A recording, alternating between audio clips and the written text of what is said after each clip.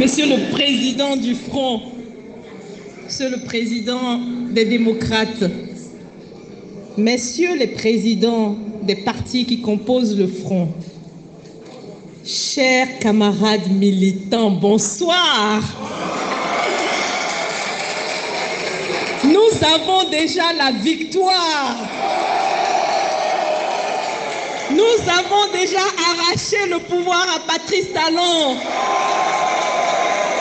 Ces jours sont comptés au pouvoir. Dieu l'a écrit parce que Dieu n'aime pas l'injustice. Quand il a commencé l'injustice, son pouvoir s'est arrêté à ce moment précis. Mes chers frères, mes chères sœurs, j'ai une question à vous poser. Si vous pouvez m'aider à poser cette question au régime en place, qu'est-ce qui leur arrive depuis que les démocrates ont choisi leur duo? Qu'est-ce qui leur arrive? Qu'est-ce qui arrive au régime en place depuis que les démocrates ont désigné Rekia Madougou comme présidente? Ils ont quoi? Me voilà moi, ce n'est que moi, c'est tout. C'est tout moi ça. C'est tout ça, c'est tout. C'est tout. Ce n'est que moi devant vous.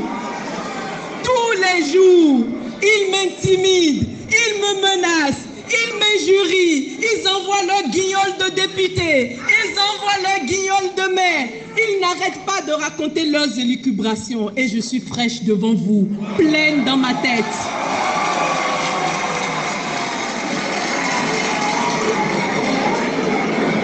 La démocratie pour laquelle nous nous sommes tous et toutes battus ne chavirera pas.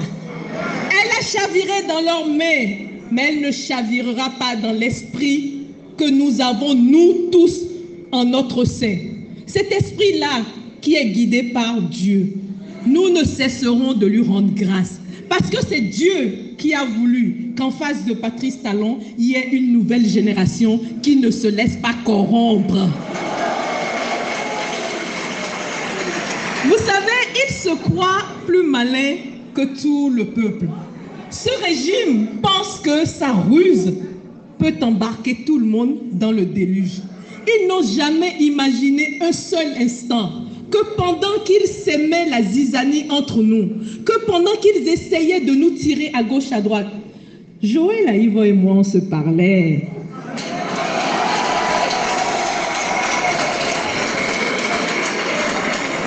On les laissait croire à ce qu'ils voulaient. On les laissait dire et faire dire. On les laissait insister sur le fait que l'opposition est divisée, que le Front a 2 candidats. Mais ils oublient que nous sommes des braves gens. Ils oublient que nous avons aussi un parcours. Ils oublient que nous sommes des personnalités qui sommes connues à la fois au Bénin et ailleurs. Et que donc, nous en avons à revendre. Parce que eux pensaient que nous aurions un candidat. Imaginez-vous bien. Et si nous faisions une élection? Et si nous avions un second tour et que nous avions un seul candidat, on aurait fait comment? Eux, ils ont multiplié les candidatures en leur sein. Et c'est nous qui irions en candidature unique?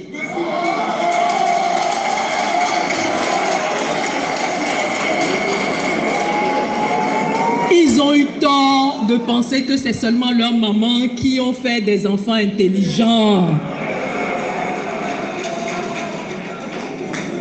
Mieux, le pouvoir a pensé qu'en donnant le récépissé aux démocrates et en se contentant de choisir ses candidats au sein des démocrates, le tour aurait été joué. Pourquoi? Parce que l'expérience des FCBE leur a fait un grand mal.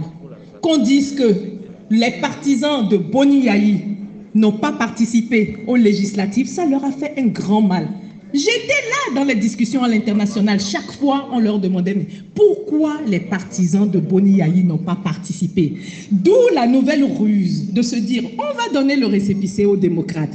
Mais en interne, on va susciter nos candidatures. Mais là encore, les démocrates ont déjoué leur ruse. Arrive une 3e Laronde au dernier moment qu'ils n'ont pas prévu. Parmi les démocrates, ils avaient leur plan A, leur plan B, leur plan C, leur plan D. Et c'est le plan Z qui est sorti.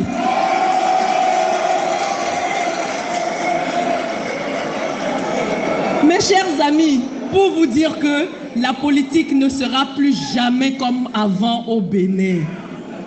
Ils font leurs lois, mais nous avons nous-mêmes nos convictions que nous saurons défendre jusqu'à notre dernier souffle.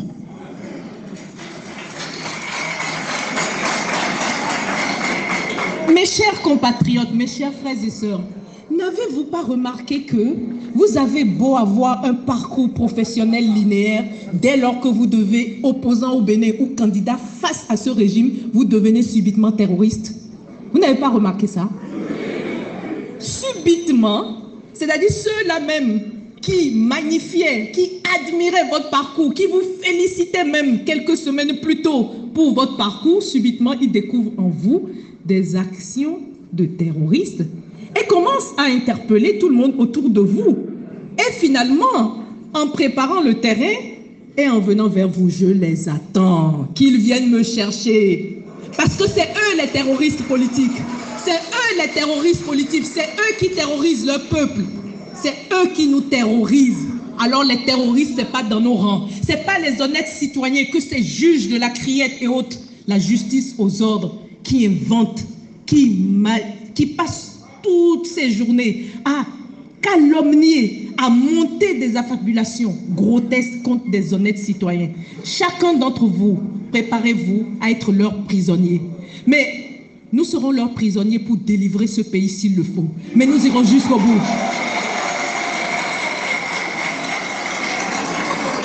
Chaque jour que Dieu fait, il pille ce pays. Chaque jour que Dieu fait, il viole les lois dans ce pays. Chaque jour que Dieu fait, il viole la démocratie. Mais ce sont les honnêtes citoyens qui croupissent derrière les prisons de Misrété et que sais-je encore. Est-ce normal? Ayons une pensée pour nos frères qui sont emprisonnés et réclamons leur libération immédiate. Leur libération immédiate. La paix se construit dans les deux sens. Il n'est pas question de brimer tous les jours ses compatriotes et de chanter une campagne de paix. La paix se construit. Il faut être deux pour construire la paix. Ce sont deux parties qui construisent la paix. On ne vous vole pas et de l'autre côté, on vous demande le calme et la paix. Il n'y aura pas de paix tant que le pouvoir n'aurait pas enclenché des pas de paix. Nous voulons la paix, nous nous battons pour la paix, mais nous utilisons toutes les voies démocratiques qui sont à notre portée pour justement les combattre, mais avec la dernière rigueur qu'il faut. Pourquoi? Parce qu'en vérité, ils agitent la peur derrière nous. En vérité, ils agitent les manipulations. En vérité, ils nous poussent au soubresaut possible. Mais ce qu'ils ignorent, il y a toujours quelques personnes que Dieu désigne et choisit pour affronter même les plus puissants bulldozers. Et c'est ce qui est en train de se passer. Rassurez-vous, je peux sortir d'ici, qu'ils m'attendent, qu'ils me prennent, mais je sais que vous allez continuer le combat.